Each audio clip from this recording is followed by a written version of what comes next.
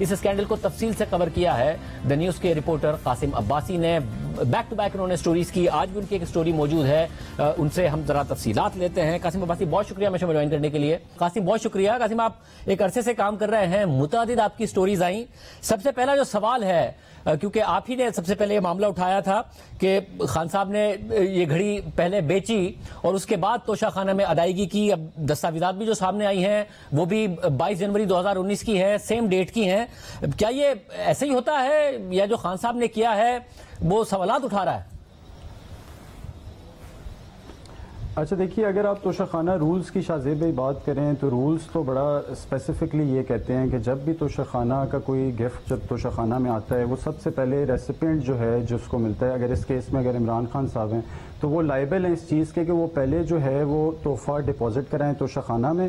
پھر اس کی جو ویلیو ہے وہ توشہ خانہ اسیس کرتا ہے, اور اس کے بعد اگر خان صاحب نے خواہش کا اظہار کرنا ہو کہ انہیں وہ چاہیے یا ریسیپینٹ جو ہے اس کو چاہیے وہ تحفہ, تو پھر وہ اپلیکیشن ایک دیتا ہے جس کے تھرو ان کو وہ الاؤ کرتے ہیں توشہ خانہ والے, اور پھر اس کے بعد جو ہے وہ ریٹینشن کاسٹ جو ہے پے کرتا ہے. لیکن اس معاملے میں آپ کو بتاتا چلوں کہ جب یہ موجودہ حکومت آئی تھی تو ان کی کابینہ نے, شہباز شریف کی کابینہ نے توشہ خانہ کا ریکارڈ نکالا تھا جو کہ مینٹین کیا ہوا تھا عمران خان صاحب کی کابینہ نہیں.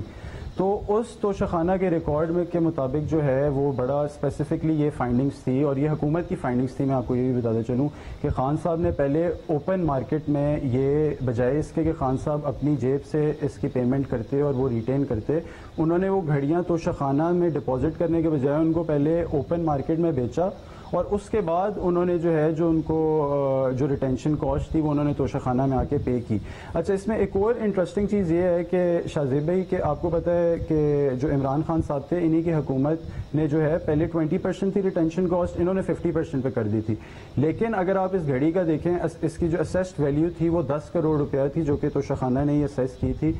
تو اور خان صاحب نے جو پیمنٹ کی ہے وہ 2 کروڑ اور غالباً 17 لاکھ روپے کی ہے جو کہ 20% بنتی ہے. تو انہوں نے 50% بھی ریٹینشن کاسٹ پے نہیں کی, 20% کی ہے, اور بالکل ایسا ہی ہے, انہوں نے پہلے جو گھڑی ہے اس کو بیچا ہے اور اس کے بعد انہوں نے جو ہے وہ ڈپازٹ کرائی ہے ریٹینشن کاسٹ. آج جو آپ کی سٹوری ہے قاسم, آپ اس میں بتا رہے ہیں کہ جو اسیسمنٹ ہوتی ہے کہ ایک جو تحفہ ہے اس کی ویلیو کتنی ہے. ظاہر ہے کوئی ملک جب تحفہ دیتا ہے تو اس کے ساتھ اس کا کوئی بل تو دیتا نہیں ہے, تو بک ویلیو کیا ہے نہیں پتا ہوتی. تو آپ یہ بتا رہے ہیں کہ جب اسیسمنٹ کرنی ہوتی ہے تو ایک بندہ مارکیٹ سے بھی لیا جاتا ہے جو اس تحفے کے حوالے سے وہ ایکسپرٹ ہوتا ہے, اور وہ یہ بتاتا ہے کہ مارکیٹ میں اگر آپ آج اس کو بیچنے جائیں گے تو اس کی مارکیٹ ویلیو کیا ہے. تو اس کے بعد جب 10 کروڑ کی ویلیو لگی ہے اور خان صاحب نے 10 کروڑ کی ویلیو لگا کے 2 کروڑ کی لے کے 5 کروڑ کی بیچ دی ہے, یہ جو آپ کی تحقیق ہے وہ بھی یہ بتاتی ہے کہ بڑی عجیب سی بات ہے کہ جب مارکیٹ ویلیو 10 کروڑ لگائی گئی تھی تو آدھی میں کیوں بیچ دی خان صاحب نے, اتنی جلدی میں کیوں بیچ دی بقول ان کے؟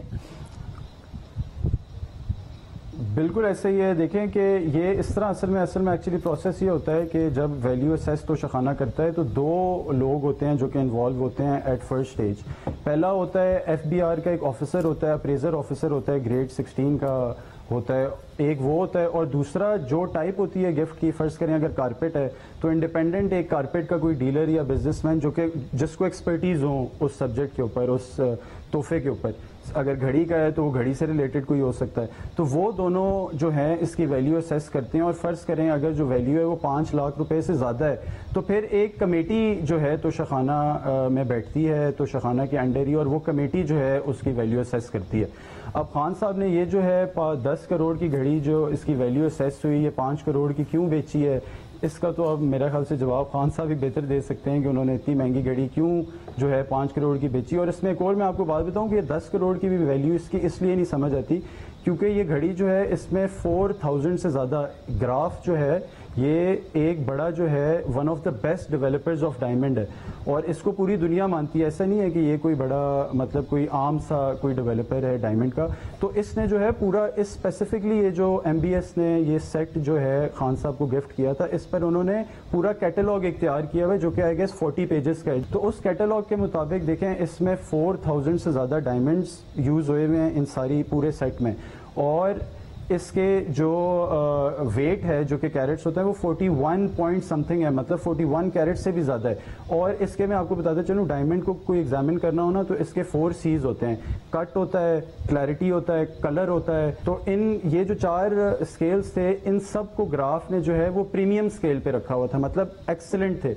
تو اگر اس حساب سے بھی آپ دیکھیں تو یہ کس طرح سے ویلیو، یہ توشخانہ کے اوپر ایک خود توشخانہ کے اوپر بڑا کوشچن ریز ہوتا ہے کہ انہوں نے اتنی مہنگی گھڑی کیوں، اس کی ویلیو جو ہے کیا وہ اس وجہ سے تو نہیں تھی کیونکہ خان صاحب کو کوئی گھڑی ریٹین کرنی تھی تو اس وجہ سے انہوں نے جو ہے اس کی ویلیو اتنی 10 کروڑ لگائی ہو؟ تو اس چیز کو جو ہے ظاہر سی بات ہے پروب کرنے کی ضرورت ہے اور انویسٹیگیٹ کرنے کی ضرورت ہے.